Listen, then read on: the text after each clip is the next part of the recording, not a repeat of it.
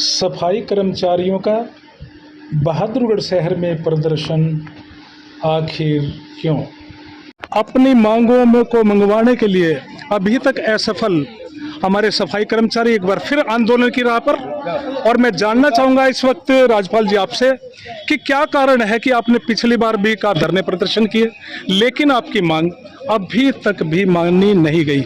आखिर क्या है इतना कि आपकी मांग के अंदर की जो मजबूरी सरकार के सामने कि वो आपकी मांगों की तरफ ध्यान ही नहीं दे रही है? बार बार हमारा शहर आपके सफाई के बिना सड़ने जाता है कई दफ़ा। क्या कहना चाहोगे इस बारे में? इसमें मैं ये कहना चाहूँगा कि सरकार एक तो ऊपर से डंडोरा पीट रही है जी कि हम दलितों के हितैषी हैं, हम इनका समाधान करना चाहते हैं।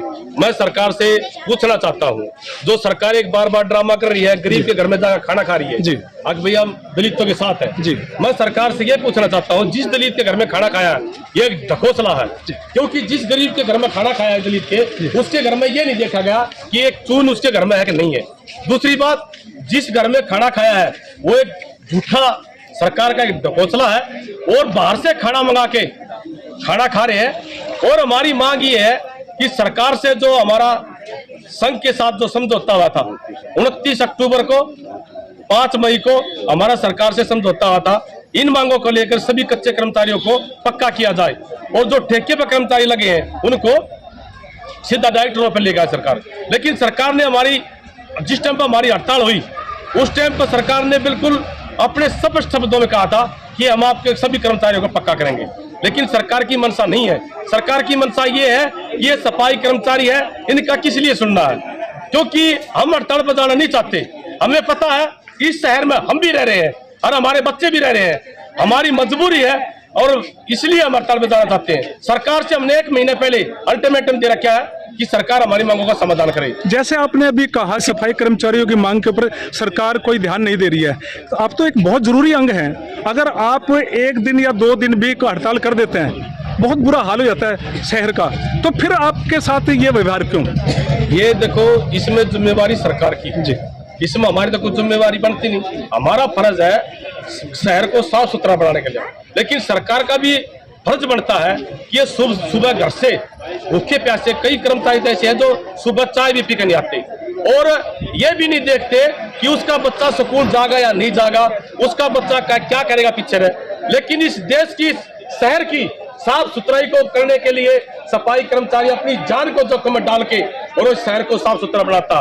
लेकिन सरकार हमारी बातों को, हमारी मांगों को इग्नोर कर रही है। हमारी सरकार से यही मांग है कि जो सरकार से हमारे समझौते हुए थे, ठेका प्रथा समाप्त करने का, कच्चे कर्मचारियों को पक्का करने का, वो सरकार हमारी मांगों का समाधान करे। नहीं तो 25 सितंबर से 29 सितंबर तक हम पूरे हरियाणा के अंदर सभी पालिका परिषदों में, निगमों में पूरे 5 दिन की हमारी कर्मचारी भूख हड़ताल है। अगर सरकार ने फिर भी हमारी मांगों का समाधान नहीं किया तो नगर पालिका कर्मचारी संघ हरियाणा 15 अक्टूबर को रोहतक के अंदर पूरे हरियाणा के कर्मचारियों की रैली करने जा रहा है। अगर सरकार ने मांगों का समाधान नहीं किया तो इसमें नगर पालिका कर्मचारी संघ हरियाणा वहीं पर हड़ताल की घोषणा करेगा। इसमें जिम्मेवारी प्रशासन की और सरकार की होगी। और हम जनता से भी हाथ जोड़कर अपील करते हैं कि इसमें हमारी मजबूरी है कि सरकार हमारी बातों का ध्यान दे। जनता से भी हम अपील कर रहे हैं कि इन बातों में हमारे इस संघर्ष को मजबूत करे और हमारा सहयोग करे। हमें पता है इस शहर में जब हमारी हड़ताल हो जाती है तो बीमारी फैलने का काम है, लेकिन जनता से हम अपील कर रहे हैं, हम भी अगर हमारे कर्मचारियों को 25-25-30 साल हो चुके हैं जिसको पक्का नहीं किया जा रहा और कुछ कर्मचारी तो ऐसे हैं जिन कर्मचारियों की रिटायरमेंट चला जाता है, उसको एक पैसा सरकारी तरफ से नहीं है। अब उसका बुढ़ापा कैसे गुजरेगा? और सरकार से जो सरकार एक ये पुरानी पेंशन है, अगर अच्छी सरकार इसको बढ़िया स्कीम बता रहे हैं, हम सरकार से अपील कर रहे हैं कि इतनी बढ़िया स्कीम है तो सांसद को भी ये स्कीम दी जाए, एमएलए को भी स्कीम दी जाए, मुख्यमंत्री को भी स्कीम दी जाए, विधायक को भी स्कीम दी जाए। अच्छा, अगर इतनी अच्छी स्कीम है तो, नहीं तो पुरानी पेंशन को स्कीम को बहाल किया जाए जब किसी सफाई कर्मचारी का मतलब कि आप इसमें ओपीएस की मांग भी कर रहे हैं? हाँ जी। एनपीएस आपको मंजूर नहीं।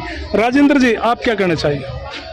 मैं ये नगर पालिका कर्मचारी संघ हरियाणा जी, जिला प्रधान राजेंद्र सामड़ जी, जो हमने राज्य कमेटी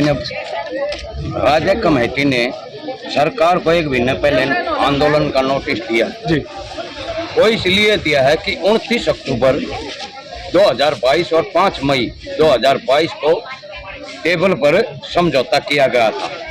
टेबल भी थपथपाया था, सरकार ने अपनी आपकी मांगे जायज हैं, तो उसमें